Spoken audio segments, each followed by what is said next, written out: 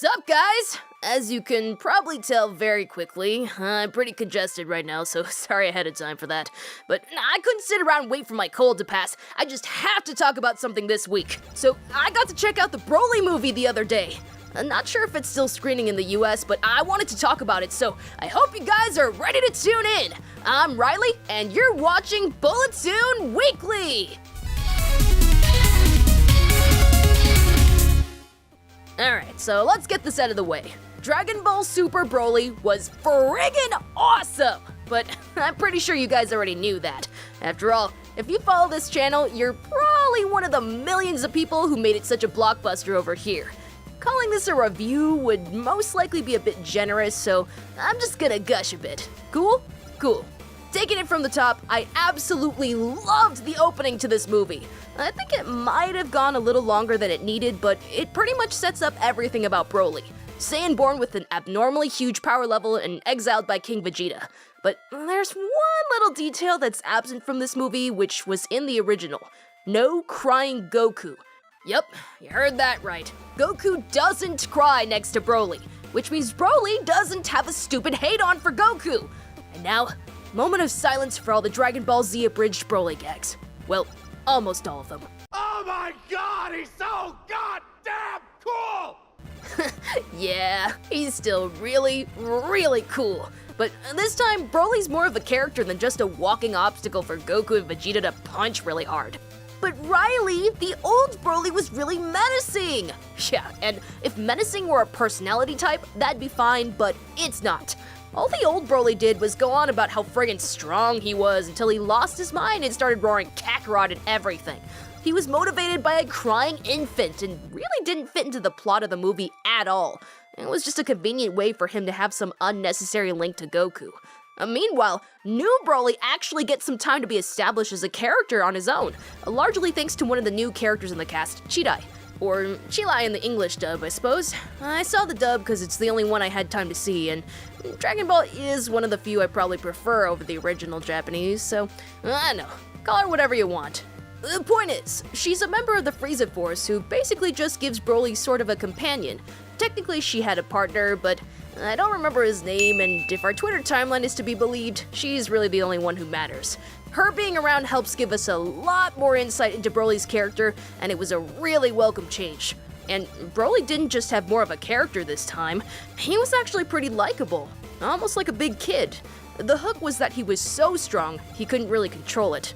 If there was anything I was doubting, honestly, it's how long the movie's opening was. I mean, we didn't really need the recap of Planet Vegeta's destruction, I don't think. It barely factored into anything else, but I guess it was narratively there to show the parallels between the three most important characters in the movie, Broly, Vegeta, and Goku. Honestly, I think Goku's part was the most unnecessary. Nothing bad about it per se, just an observation. But let's get real. We're talking about Dragon Ball, so if there's anything we want to talk about, it's the fighting, right? Well, let's just drop all the fluff and cut to the chase.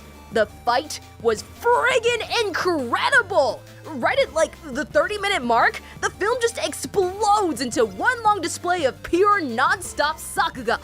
Oh, that's basically a term used to describe when the animation quality of an anime gets a significant bump for a scene or sequence. I mean, that's a super simplified version of what it means, but you get the idea. And really, the entire visual style of the movie is awesome. It's just so crisp and smooth and fluid. Every motion has this bounce and polish to it that just makes it feel way more lively than the actual show.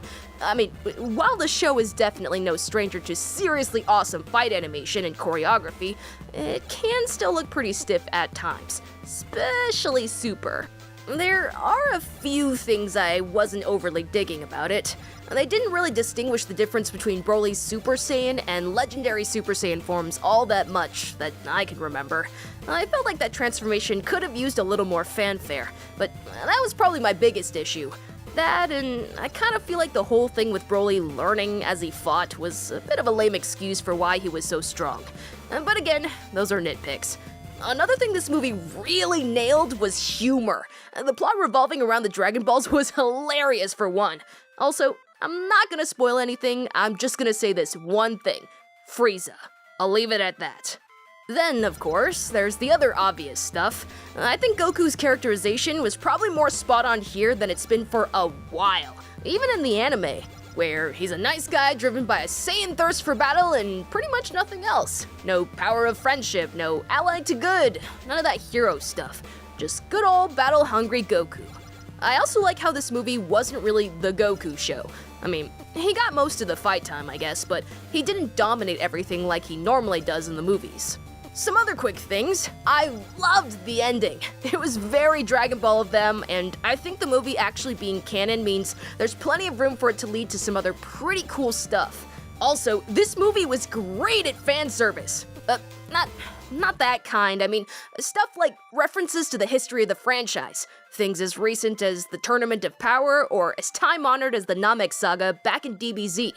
There were a lot of really nice touches there. The only other issue I had was kinda wishing we'd at least seen a few more of the characters. Gohan's not in it at all for one.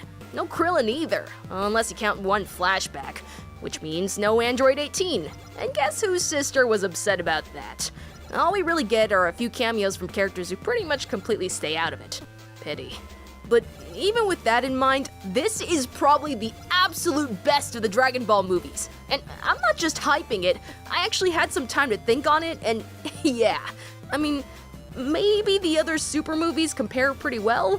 They're probably paced better since, as I said, the entire last 3/4 of the movie are just one big fight scene with teeny tiny breaks. But if it's not the best, it's really close.